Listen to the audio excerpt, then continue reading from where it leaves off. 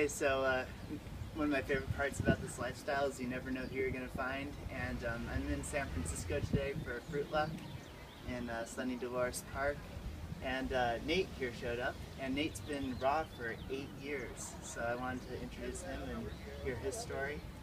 So Nate, how do you get involved in raw food? Actually I came from like disordered eating really, and that's how I got interested into it. I never like heard of raw foods. I just kind of like, I didn't know anything about it. I just thought like you just eat raw food and then you don't have to cook, because at the time I wasn't interested in like cooking my food. And then shortly after that I found like 80-10-10, and just been sticking with it ever since. What kind of eating disorders? It's mostly like binge eating, and I was into like running at the time, and I found that I was always binging on carbs. It was like pasta or pastry or cereal kind of stuff, like sweet starchy carbs is what I would always binge eat on. And I would always feel terrible afterwards, because I think I was restricting my carbohydrates at the time. Okay, so you've never like gone out of raw in the last 8 years? You just kind of stayed with it?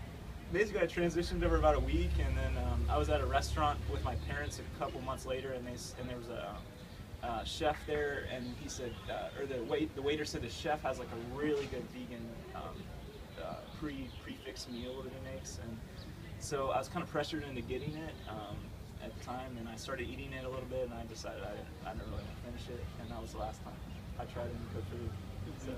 So has it been just kind of smooth sailing since then, or have you experimented with higher fat or more vegetables or less, or all fruit, or have you had any health problems?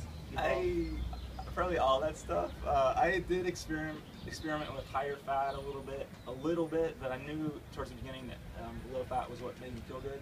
I experimented with lower calories and like juicing and like more vegetables and trying to stay away from sugar.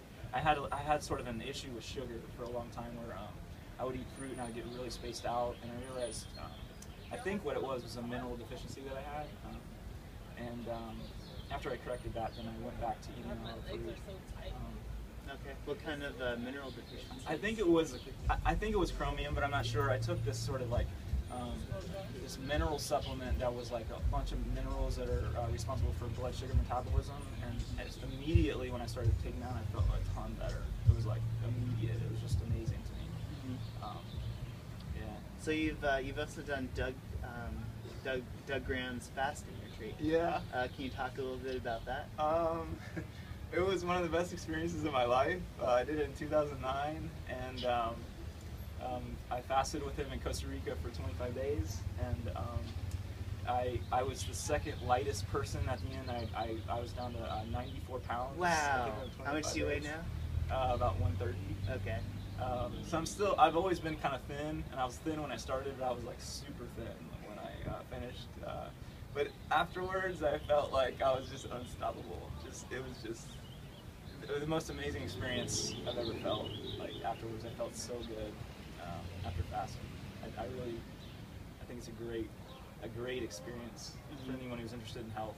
Kind of when they want to experience something like that.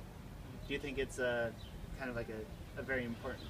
It was an important piece for you for the raw diet. Do you think that most people should give it a try to some degree? I guess it does. I guess it just depends on what you're interested in. If you're kind of interested in spiritual stuff and like kind of detoxifying, like really a lot, even like emotional detoxification, I think that's really good. I think it has given me a really good relationship with food. I guess maybe not everybody would say that because they think it was maybe restricting food, but I don't know.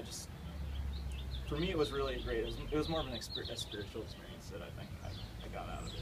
Cool. Yeah, I definitely feel like sometimes food keeps me from experiencing myself in certain ways, even if it is raw food, because it still takes digestive power.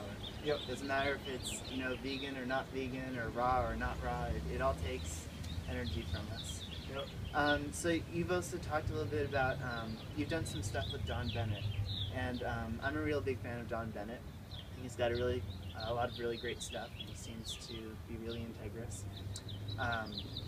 Can you talk a little bit about what you've done with John and the results you've kind of seen with that? Sure. I had some issues. I had some symptoms that I thought might be iodine deficiency, so I did a consult with Don. in December of last year and tested severely deficient in iodine. And then I found after supplementing that I felt remarkably better. I was having a lot of issues with my mental function, and that just completely turned around after I started supplementing iodine. So. So what other supplements are you taking?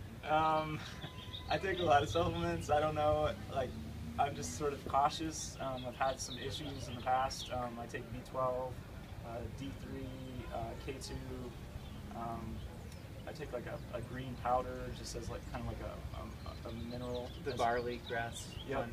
Okay. And I take that on occasion. And iodine. So. Okay. Cool. And you're still loving it. And does it feel difficult to you to stay raw anymore? No, I don't have any cravings whatsoever. As long as there's enough produce around that's of good quality, I've never had an issue finding good produce. How do you find it socially, just eating a raw food diet? I know a lot of people end up going out to eat and they get tons of white rice and cooked carbohydrates because they feel like it's easier. What's your kind of experience of being a raw vegan? I haven't had any problems. I usually just eat a lot before I go to a restaurant, and I just sort of like I go to like eating out and things and like just like to socialize mostly, and I'll just have a little bit of food here, a little bit of salad. It's really not. It's not, as long as you feel like you're comfortable, then other people they feel comfortable around you. I don't know. I don't think it's not really hard for me. But the only thing is you have to be really good at planning and sort of like planning out your food so that you have enough food and you can eat before time, or before you even go out for the event or whatever. Mm-hmm. So cool. Yeah, I think the hardest part for me was the planning on like reorienting my the way I bought food was probably the toughest part about going raw. yeah. All right. Well, thanks for sharing. All right. Thanks, man. Thanks for interviewing me. See you around.